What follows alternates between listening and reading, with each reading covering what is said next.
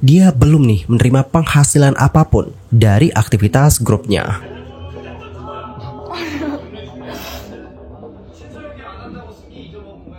Bahwa mendiang Kim Se-ron itu berusaha untuk melindungi Kim Soo-hyun hingga akhir.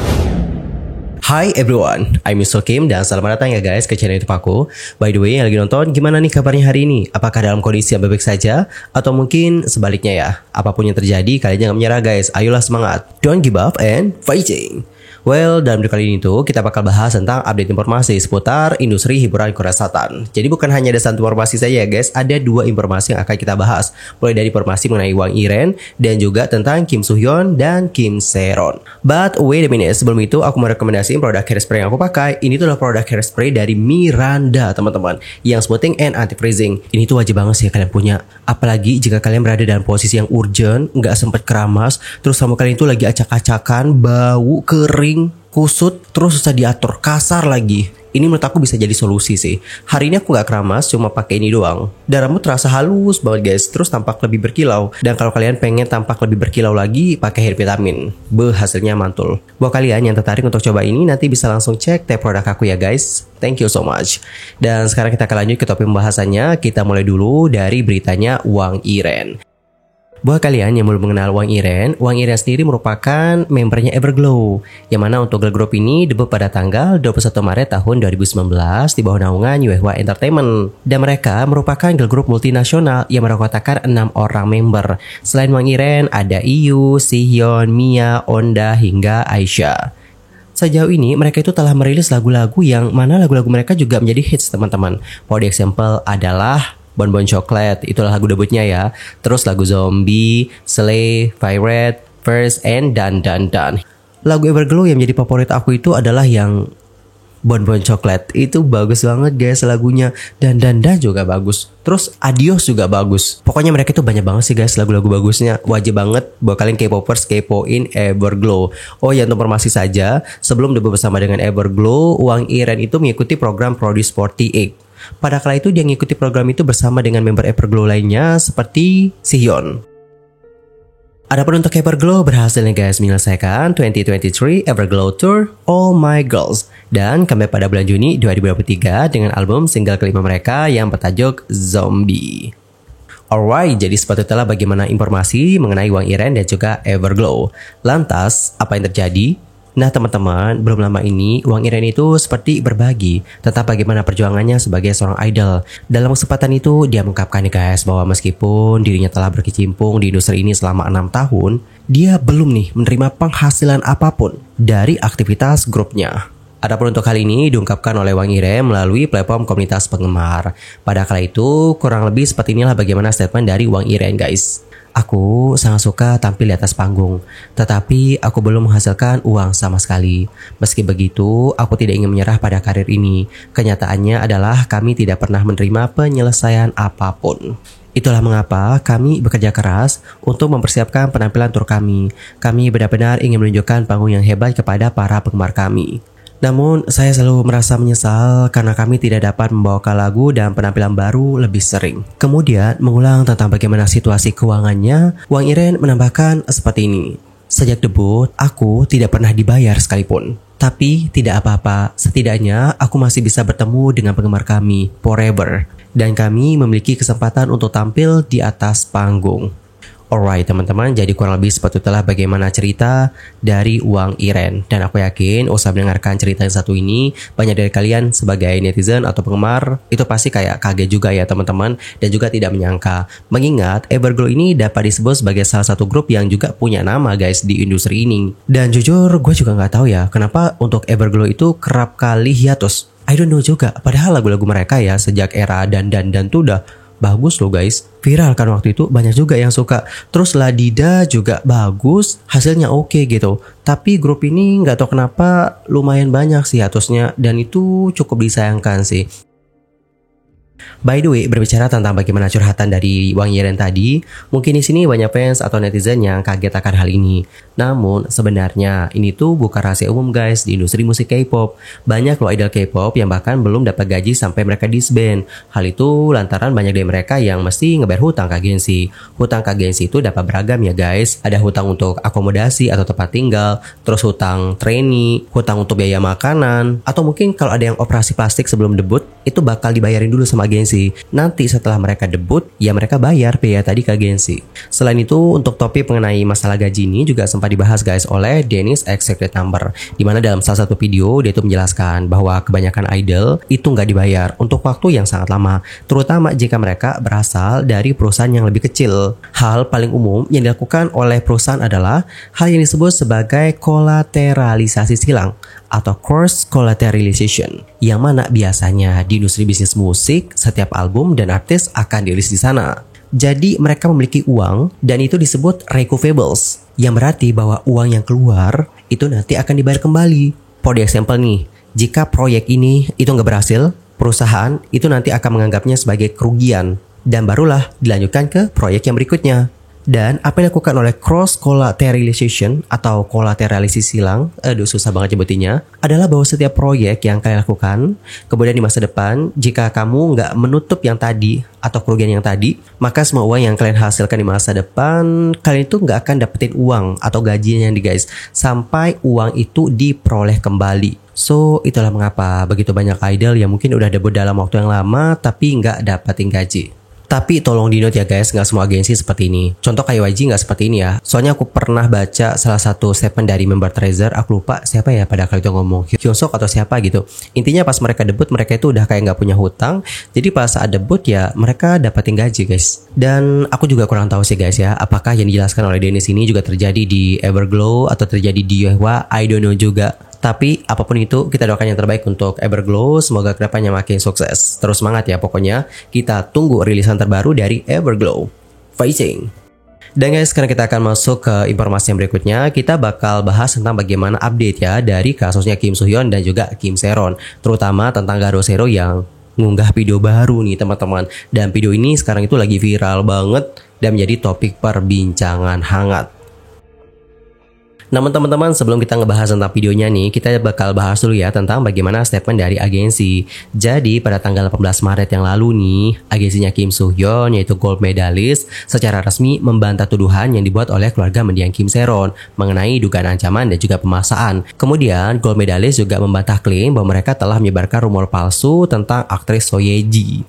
Dan kurang lebih rangkuman dari statementnya gold medalist yang cukup panjang seperti aku lansir dari All K-pop adalah seperti ini guys. Yang pertama adalah tentang gold medalist yang sudah membantah beberapa tuduhan yang dilontarkan kepada mereka. Lebih lanjut, agensi menyatakan seperti ini guys. Gold medalist tidak pernah menuntut ganti rugi atas kerusakan dari Kim Se-ron dengan alasan apapun. Agensi tidak pernah meminta ganti rugi dari Kim Se-ron atas kerugian yang terkait dengan proyek. Tidak mungkin menuntut ganti rugi hanya dikarenakan mengunggah foto di sosial media atau menghubungi aktor agensi. Next, ke masalah yang kedua adalah terkait dengan pelunasan hutang. Nah, agensi tersebut itu mengklarifikasi bahwa mereka itu tidak memaksa Kim Se-ron untuk membayar hutang apapun. Dan berikut adalah kurang lebih statement dari pihak agensi. Kim Se-ron mengalami kesulitan dalam melanjutkan karirnya dan agensi memutuskan bahwa dia tidak dapat lagi membayar hutang tersebut. Oleh karena itu, pada bulan Desember 2023, agensi memproses utang tersebut sebagai kerugian. Penghapusan utang tersebut tercermin dalam laporan audit perusahaan pada tanggal 1 April 2024 yang mengkonfirmasi bahwa hutang tersebut secara resmi telah diselesaikan pada tanggal 31 Desember 2023.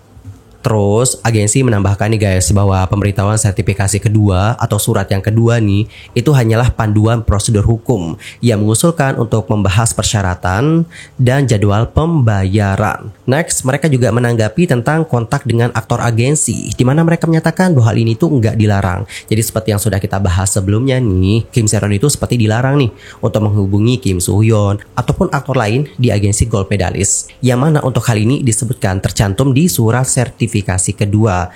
Dan mengenai tuduhan ini, gold medalist menyatakan seperti ini guys. Pemberitahuan kedua itu hanya menginstruksikan Kim Se-ron untuk membahas masalah hutang dengan perwakilan hukum agensi, bukan dengan pihak yang tidak terkait. Kim Se-ron tidak dibatasi dalam hubungi aktor lain, dan faktanya dia bebas berkomunikasi dengan aktor agensi. Berikutnya, di sini untuk agensi itu membantah nih guys, atau kayak menyangkal tentang hubungan mereka dengan YouTuber Lee Jin-ho. Kurang lebih seperti inilah bagaimana statement mereka nih guys. Gold medalist itu tidak memiliki hubungan dengan Lee Jin-ho. Mantan manajer Kim Se-ron yang disebutkan oleh Garo Sero tidak berafiliasi dengan gold medalist, tetapi merupakan karyawan perusahaan lain yang bekerja dengan Kim Se-ron.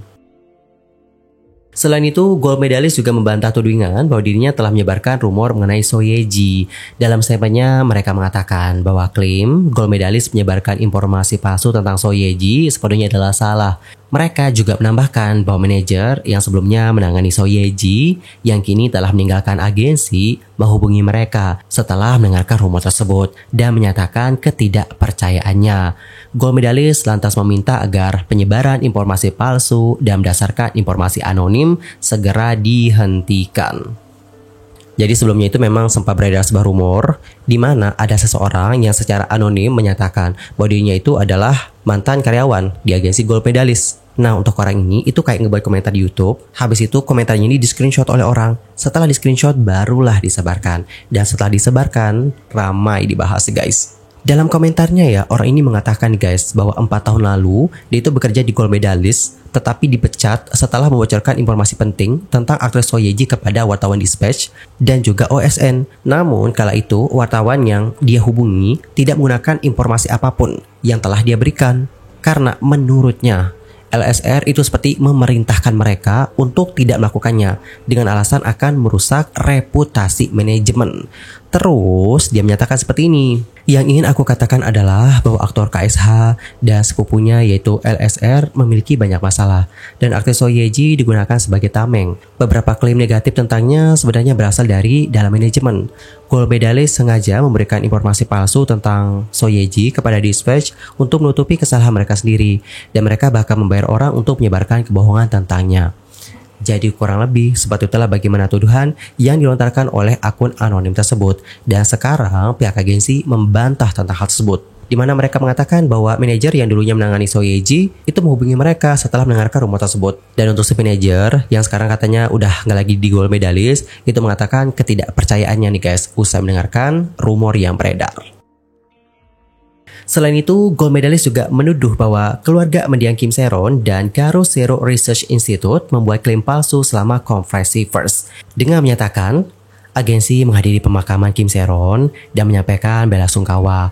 Orang dalam foto yang diunggah di akun penggemar Kim Se-ron bukanlah Kim Soo-hyun dan upaya untuk merusak reputasi Kim Soo-hyun berdasarkan foto dan postingan online yang tidak terkait haruslah segera dihentikan. Kemudian pihak agensi mengakhiri pernyataan mereka dengan mendesak keluarga Kim Se-ron dan juga Garo Sero untuk berhenti menyebarkan informasi palsu dan juga pernyataan yang disebut memfitnah. Mereka juga menekankan bahwa gold medalist tidak pernah menekan Kim Se-ron atau bertindak melawan hukum dan menyatakan keprihatinan atas kerusakan reputasi yang disebabkan oleh tuduhan yang sedang berlangsung.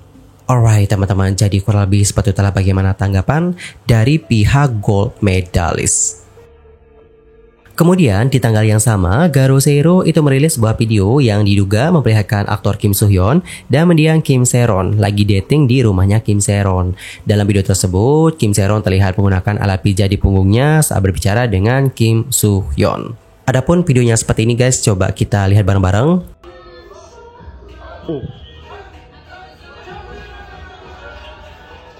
너무 힘이 들어가 있는 거 아니에요?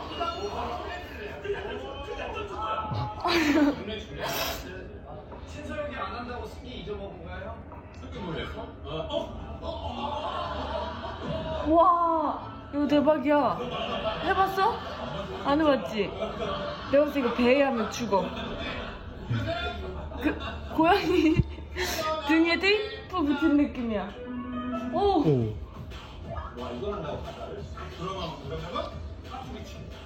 그러나 둘 라면에서 그거 트리트 어떡해? 나 찍어 계속? 어.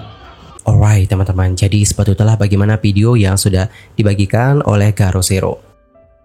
Kemudian Garosero menyatakan bahwa perilisan video tersebut dipicu oleh penyangkalan berkelanjutan dari agensi Kim Soo-hyun mengenai keterlibatan romantisnya di masa lalu dengan Kim Se-ron saat Kim Se-ron diduga masih di bawah umur. Lebih lanjut, mereka memperingatkan bahwa jika Kim Soo-hyun tidak menyampaikan permintaan maaf kepada keluarga mendiang Kim Se-ron yang ditinggalkan, mereka akan berkonsultasi dengan keluarga dan mempertimbangkan untuk merilis video tambahan yang diduga memperlihatkan wajahnya Kim Soo-hyun. Selain itu, pada tahun 2018, Kim Soo-hyun itu dituduh meminta Kim Se-ron untuk menghapus obrolan kakak mereka dan hubungi melalui Telegram saja. Pesan dari Kim Se-ron yang diduga ke ponselnya Kim Soo-hyun kemudian dirilis oleh keluarga Kim Se-ron yang berduka dan menantang bantahan dari agensinya Kim Soo-hyun. Pesan tertanggal 13 Agustus 2018 itu berisikan pernyataan seperti, apa kamu benar-benar akan ngehapus semua chat kita seperti ini? Ini panggilan telepon, angkat teleponnya. Kemudian di sini tuh ada satu pesan yang juga berisikan pernyataan, ini adalah panggilan telepon. Yang mana ini tuh dikirim oleh Kim Se-ron setelah Kim Soo-hyun memintanya untuk beralih ke Telegram. Nah, untuk keluarga itu mengklaim nih guys bahwa pesan-pesan ini itu dapat menjadi bukti bahwa pernyataan dari agensi Kim Soo-hyun yang menyangkal bahwa dia bekerja dengan Kim Se-ron saat masih di bawah umur adalah salah.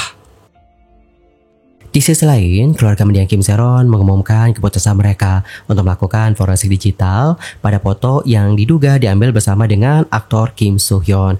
Mereka lantas mengungkapkan kekecewaan atas tanggapan dari agensi Kim Soo-hyun. Seorang perwakilan dari keluarga mendiang kepada Hang Kyung pada hari yang sama mengatakan, kami telah memutuskan untuk melakukan forensik digital pada foto-foto yang dapat membuktikan bahwa mendiang Kim Se-ron menjalin hubungan dengan Kim Soo-hyun saat dia masih di bawah umur.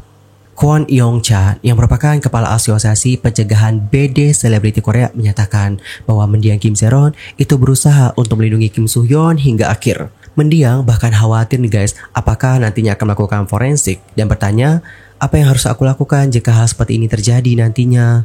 Keluarga mendiang juga mengklaim nih guys bahwa Kim Soo-hyun itu menyarankan untuk beralih dari Kakao ke Telegram untuk berkomunikasi. Seperti yang sudah kita bahas tadi.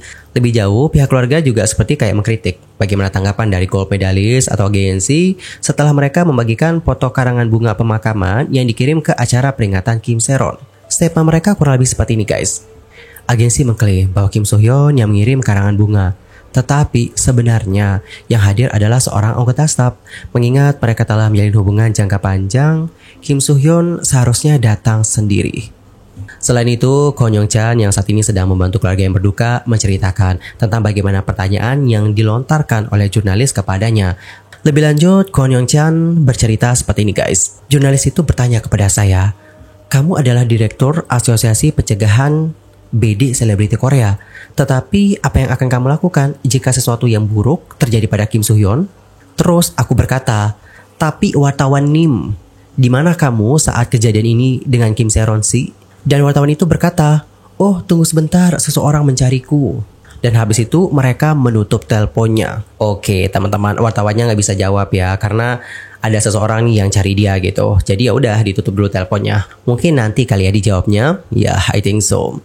Alright teman-teman, jadi kurang lebih seperti itulah bagaimana update dari apa terjadi antara Kim Soo-hyun dan juga mendiang Kim Se-ron. Anyway, aku akan terus pantau perkembangannya dan melihat bagaimana hasilnya hingga akhir nanti. Hanya satu nih guys harapanku, semoga kebenaran dapat terungkap. Anyway, cukup sekian aja ya guys untuk hari ini. I'm Sol Kim pamit dan aku mohon maaf kalau ada kesalahan, baik itu dalam ucapan, sikap, tindakan, dan mungkin ada kesalahan informasi, mohon koreksinya. Sampai jumpa ya semuanya dan selamat beraktivitas. Jaga selalu kesehatan ya guys. Bye bye everyone. Guys, di akhir video ini aku izin ya untuk nge-spill produk body care buat kalian yang pengen ngebuat kulit kalian itu menjadi cerah, halus, dan juga lembab. Kita mulai dulu dari produk eksfoliasi kali ya. Ini adalah exfoliating gel dari Shinsui Glow Spa, yang mana ini tuh dapat mengangkat sel kulit mati atau daki-daki kalian guys. Dan waktu itu terangkat, kulit kalian nanti bakal kelihatan lebih cerah, lebih lembut. Oh ya, ini tuh juga mengandung kolagen yang dapat membantu untuk meningkatkan elastisitas kulit. Terus lanjut ke body wash. Kalau body wash sendiri ada beberapa rekomendasi sih guys. Salah satunya adalah body washnya Naim. Jujur ya, waktu aku beralih pakai sabun mandinya Naim, kulit aku tuh jadi lebih halus, terus nggak kering juga dan kayak lembab guys. Dan ini tuh ya benar-benar harum banget. Terus aku juga pakai body serum. Kalau body serum aku pakai body serumnya Herboris. Yang mana ini tuh juga cocok banget untuk semua jenis kulit guys, termasuk kulit yang sensitif. Pakainya rutin ya 2 kali sehari, pagi sama malam. Untuk informasi, ini tuh diperkaya dengan 5 kali vitamin E. Dan kalau kalian rutin pakai dalam waktu 21 hari, itu udah mulai dapat kelihatan hasilnya guys. Dan sunblock juga penting banget sih guys, supaya kulit kalian nanti nggak kebakar, nggak belang lah nantinya guys. Dan selain membantu melindungi kulit dari sinar UVA dan juga UVB, ini tuh juga dapat mencerahkan karena di sini terdapat kandungan pencerah seperti vitamin B3 atau niacinamide dan juga vitamin E. Buat kalian yang tertarik untuk cobain, nanti bisa langsung cek tag produk aku ya guys. Thank you so much and bye bye everyone.